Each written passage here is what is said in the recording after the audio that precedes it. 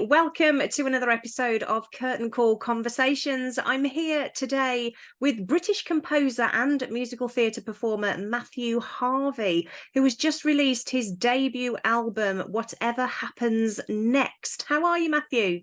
I'm very good. I'm a bit cold, but otherwise I'm very Yes. good. Thanks for having Yes. me. Oh, no problem at all. I mean, as I said just a minute ago, I have been listening to this album, and I have to say, the songs on it are incredible. There's a couple of standouts for me, which we'll talk about a little bit later. But tell me all about this album. So, way back in 2021, I did a show called Now or Never at the Barn Theatre in Cirencester. It was sort of my first project as a musical theatre writer, and I just really fell in love with writing for musical theatre, and was kind of thinking, what do I do next? And I've been working on a lot of shows and sort of have 3 or 4 songs from each of them that I really like. Yeah. And thought, I'd really love to get some of this music out there, and it might create some opportunities or just let people get to know my work a little bit more. So I thought, what about doing an album? And I know some really, really talented singers and musicians. So it just seemed like a really lovely excuse to get all these people together and work on some of this stuff. So I applied to help musicians and the Michael Grandage Company bursary. And I was really lucky to get both to have some time to write some additional songs for the album, and also to pay for like recording studios and musicians to record it. So it all really kind of came together really well. So I'm just, seeing it on like Spotify now. Yeah. Is really, really crazy to just see it out there. How are you finding the response so far? It's really, really lovely. I've had some really like touching messages that have just absolutely broken my heart and like getting me so emotional. Like just from people I've never heard from, or people I've not heard from in a long time, just saying that a particular track really resonated with them, and it's nice that a lot of people have said like, oh, this is my favorite one, or this is my favorite one. So Yeah. there's 2 or 3 that sort of everyone really likes that I bet might be your standout ones as well. But it's lovely to hear when someone's like, oh, I really like this one, and I want to know about this show and things like that.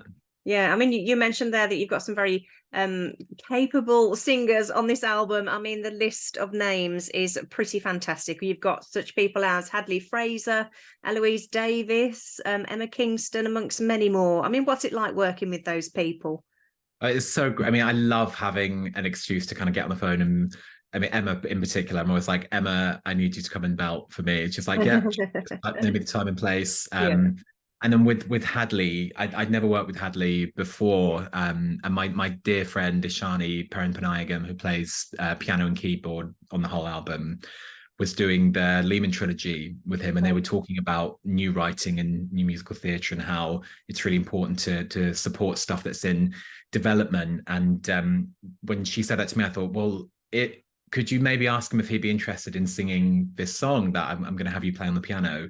And he was really up for it. And it was just, I was like absolutely fanboying just being in the studio with him and hearing him sing this song that I'd written, and I was singing in my bedroom and the demo, and suddenly hearing him sing it was just incredible. But I've really had a lot of moments like that in the studio, just being like, wow, I mean, these people, and there's so many different voices on there of all different qualities. So it's been lovely to hear all the variety. Yeah. I mean, the songs are all original songs from 5 new musicals. So, I mean, you've been pretty busy getting some new musical theatre, which, as you've just mentioned, is so important. I'm a real advocate for new musical theatre because I think it is so needed. So, where'd you get all this inspiration from to write 5 musicals? It's a good question. I mean, sometimes there'll be a person that I just really want to write a song for. So Eloise, for example, the song she sings, I'd wanted to do a project with Eloise for a long while, and that was the first thing I wrote. And then from that song, it kind of sparked off the rest of the ideas for that project, which is this kind of actor musician duo show that I hope to have some more stuff recorded for soon. And then others, it's an idea that I've had talking to someone and wanted to develop into a bigger project. I mean, I do sometimes get shiny object syndrome, where I'll write 3 or 4 songs from a show, and it'll be all I can think about, and then I'll go, oh yeah, but then there's that other project that I want to Right. So I hope sort of maybe they'll all edge along at their own pace, and then I'll suddenly have 5 completed shows, all at the same Yeah, time. yeah. Yeah. Have you got anything that's near completion?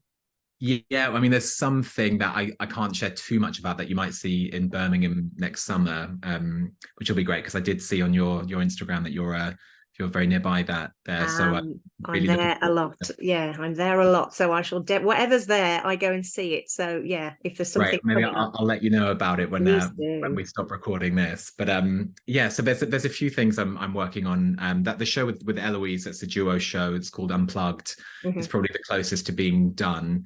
And we're just trying to work out what the next steps are with that, and then this project for next year. So there's a lot of stuff at varying stages, Yeah. and what's nice is that each stage of development is sort of exciting in its own way. You've got Mm. having completely blank slates of what song goes here, and then you have the rewriting process, and then finally they're seeing someone perform that song for the first time. So Yeah. there's all lovely bits that stand out in the development process for me.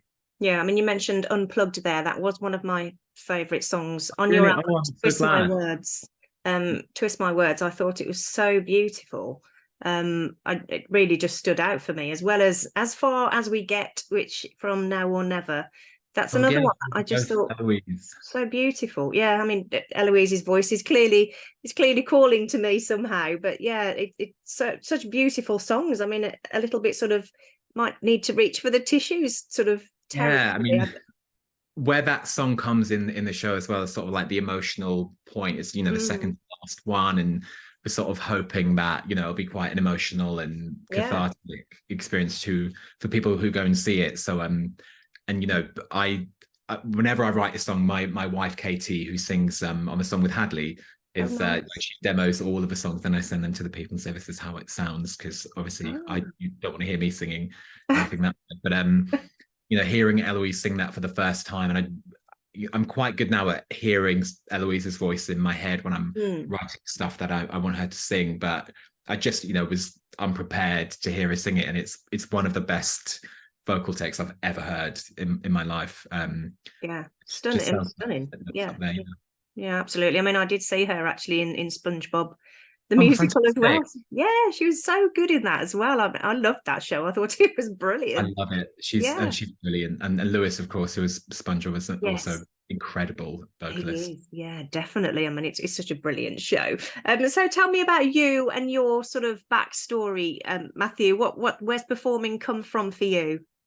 So I mean, I always performed as a kid, and I think that stereotypical story of I was very chatty and very loud, and then I got a detention from our head of year, who was also the head of drama, and they were rehearsing the school musical. So they said, "Well, you're gonna have to come and sit in here while we do rehearsals." And I remember sat there thinking, like, "Oh, this is quite cool. I could maybe Mm. do that." And Oh then I wow. auditioned for it the next year and sort of really fell in love with it, and trained at Arts Ed, and I'd always written music, sort of, singer-songwritery things, and never thought, I always thought musical theatre is really hard to write, so I'm not going to try.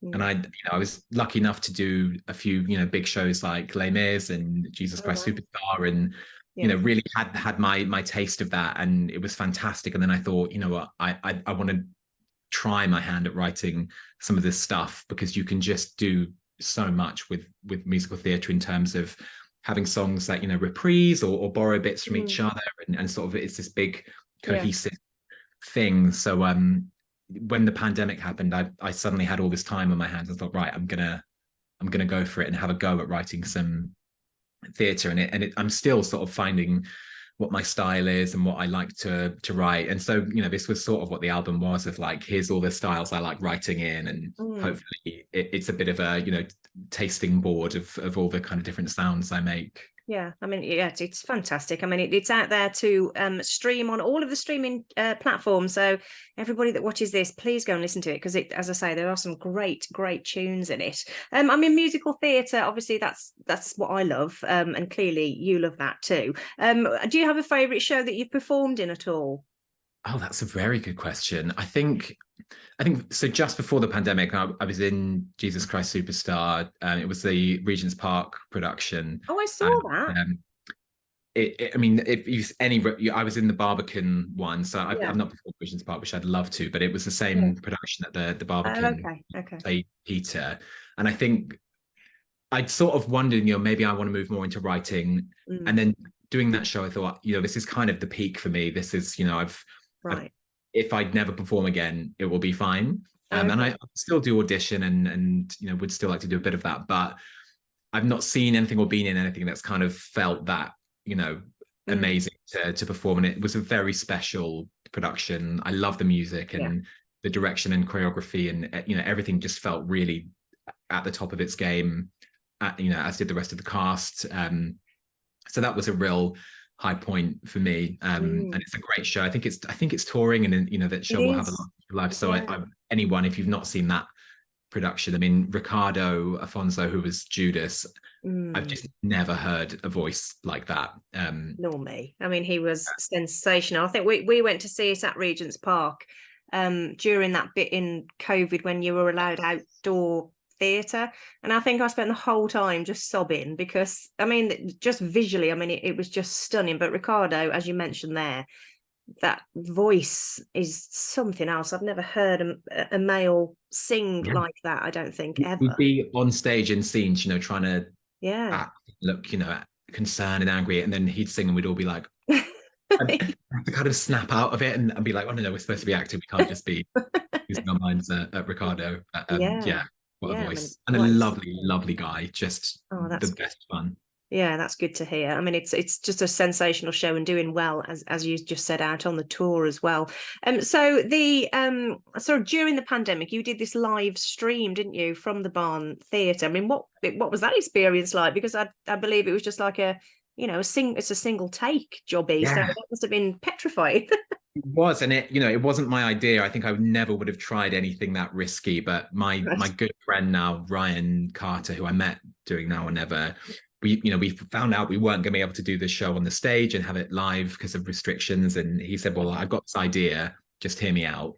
Yeah. And then initially I was like, okay, so we'll have a few cameras everywhere so that we don't miss anything. And he was like, yeah. So I've got rid of all the other cameras and we're just going to have one that's on this 200-meter long cable, and a team of 3 people sort of holding it and guiding it through the theatre. And then they needed a little bit more cable. So halfway through they had to like plug in a new cable and take out the other one while it was still moving. Wow. And we couldn't have people together for too long, so we turned the theatre into 7 different performance spaces, and it was so ambitious, and the amount of sleep I lost that week, but it we did it, and it was incredible to sort of be able to make theatre at that time at all, and to be able to do it live with some amazing people. It just felt really defiant at that time. And for a very, very small regional theatre like the Barn to be pulling off something that other theatres had tried and gone, it's too difficult for us to do these live things, or we'll have to do the multicam, and it felt like they bit off a lot with that production, and Ryan just breathes out creative ideas like that, and I think that was his sort of kind of signature thing for the pandemic, was pulling that off with the team there. But we're so proud of it, and I'd love to do something with Now or Never in the future, because it's got such a special place in my heart from that production and the people who did that show. I mean, just going back to the album, whatever happens next, I mean, it's a great title. I mean, is it is that how you feel? Kind of, yeah. And it felt, it was the finale of Now or Never, and it was more about, we don't know what's going to happen with theatre, with life, really. But the message behind that was, hope will survive. And it felt kind of a bit like theatre was, really coming together at that time, and productions that were happening, that people were flocking to them because they were like, yes, even if we have to all be in masks and have to have a seat between us, we're still going to go and support live theatre. And then it felt like a nice kind of double thing. I quit my job a couple of weeks before the album came out to really focus on writing and give it my full attention. So it kind of felt for me that whatever happens next is supposed to happen, and I've made this decision. So it's words to live by, I think, that we don't know what's going to happen next, but you can always sort of hope and look for the good things when they're there. Yeah, absolutely. I mean, it's a great mantra to work from. I mean, new musical theatre, as we've touched on before, is so very important. I mean, what are your feelings about new musical theatre and why it is so important for people? I think when I was, just performing and not writing, you take for granted, how difficult it is to write and workshop a show and get it ready to be performed, and what a massive long process that is. So I try and support as much as I can, and go and see stuff, and in whatever state it's in. It's lovely. There is such a culture of new theatre, especially in Britain at the moment, and a lot of organizations doing programs for it. Tomorrow there's the Overtures new writing showcase, and places like Mercury Musical Developments and BML and Stars and Drew. They're really working hard to create this culture of making new theatre, and it's never been more difficult to get stuff put on, and so I really applaud anyone who manages to get a new musical put on. And we've seen some lovely shows kind of emerge out of London, like Rob Madge's My Sons Are Queer, now moving over to Broadway with my friend Pippa working on that. You just, it feels so like joyous when you see someone kind of break through and get their flowers, So it's really lovely that there's such a community in new writing. And I found, a lot of the times you go, oh, this is so difficult, and you text someone else who's working on a show, they'll go, I hear you, and you can vent and celebrate with each other. So it's like a big attached community, which I really like. Yeah, I mean, just talking about Pippa very, very briefly there. I mean, the Great British Bake Off musical, I think was just brilliant. Like I saw it in Cheltenham because it premiered there, and I thought I've got to go and see that again in London. I mean, it was so brilliant, and that's the kind of thing I think people just warm to, don't they? Because obviously they know, the TV program, which is always really helpful. But that sort of thing, it was so joyous and so happy and so lovely. I thought that was fantastic. And I think we need a bit of that at the moment. I think new writing was getting very sort of heavy before the pandemic, and there was sort of room for that. But I think coming out of it, the shows that I really enjoyed were things like, Bake Off, where you just go and you think, oh, great, I can just smile for exactly and have a really lovely time. And I think Pip is so good at that, and sort of putting those stories within the show, but also you're going to leave with a big smile on your face. So she really deserves all the success she's getting. Yeah, absolutely. I mean, going back to sort of your songwriting, what's your process of writing a song? Do you have lyrics? Do you do the music? Do you do it all in one sitting? Do you have to go back to it, or? Yeah, I mean, that's like a how long's a piece of string question. I think sometimes, like the Road, which is the first song on the album, and the opening of Now or Never, I sort of sat down and just wrote that in one evening. And you get some songs that just come out straight away and they're fully formed and they're great. And then you get others that you're obsessing over for weeks and weeks and weeks. The finale, Whatever Happens Next, I recorded a minute of it and thought, oh, this is great, it's done, this is the song finished, and sent it to my good friend Freddie Tapner, who runs the London Musical Theatre Orchestra, who is just like the encyclopedia of musical theatre. So whenever I write anything, it will usually go through Freddie, and he'll be brutally honest and say, that's not very good, or that's great. With this one, he said, I love it, Matt, it just needs to be 5 minutes longer. And I thought, oh no. Then, I spent weeks trying to make it longer in a way that felt right. So it really depends on the type of song and the moment. I think it's hardest when you're writing a show and there's a specific type of song you need to write here that has to have a certain feel or do a certain thing. And then you're a bit restricted in terms of, oh, I can't just let it, write itself. I have to be very strict with what I'm writing. But it's lovely to experiment with new ways. Like basically all the money I was paid for Now Whenever, I bought a piano because I didn't have one at the time, and I wrote everything on the guitar. So that opened up a whole sort of new world for me in terms of writing and finding different things. So it can be anything. It can be, something someone says, you think, oh, that's a nice phrase, or a melody that pops into your head, or something you hear. So there's no real, maybe I should have a process. I don't know. Maybe like there is. No, it's clearly whatever you're, whatever you're doing, it's working. So don't change it if it doesn't, if it's not broke, don't fix it and all that. It's been a joy to talk to you, Matthew. Thank you so much for your time today. Wishing you all the best with the album. As I say, it's on all the streaming platforms, and go and listen to it because it is so lovely. There are some great tunes on there with some wonderful voices. So wishing you all the best with it and everything that comes in the future for you. Thanks so much, Emma. Okay, you're more than welcome. Bye-bye. Bye.